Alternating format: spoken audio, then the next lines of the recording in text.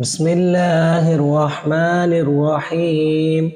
وإذ أخذنا ميثاق بني إسرائيل لا تعبدون إلا الله وبالوالدين إحسانا وذي القربى واليتامى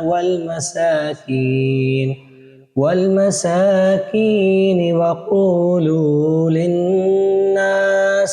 وقولوا للناس حسنا وأقيموا الصلاة وآتوا الزكاة ثم توليتم إلا قليلا منكم وأنتم معرضون.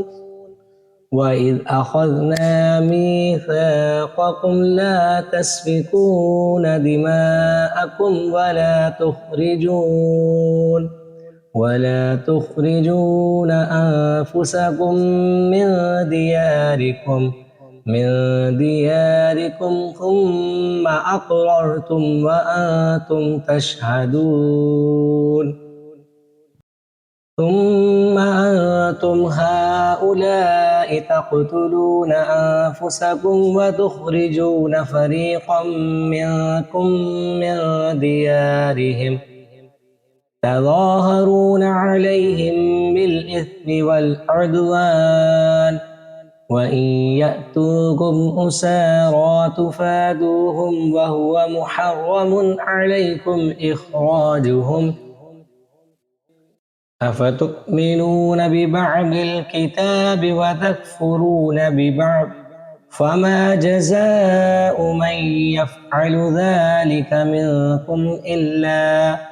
منكم إلا خزي في الحياة الدنيا ويوم القيامة يردون إلى أشد العذاب وما الله بغافل عما تعملون.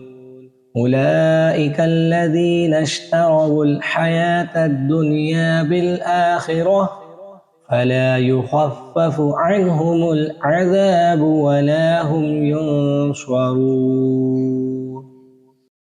आप सबको अगर ये वीडियो अच्छी लगी तो प्लीज़ कुरान टीचर चैनल को सब्सक्राइब ज़रूर करें। मिलते हैं नेक्स्ट वीडियो में। अस्सलामु अलैकुम व रहमतुल्लाहि व बरकातुहू।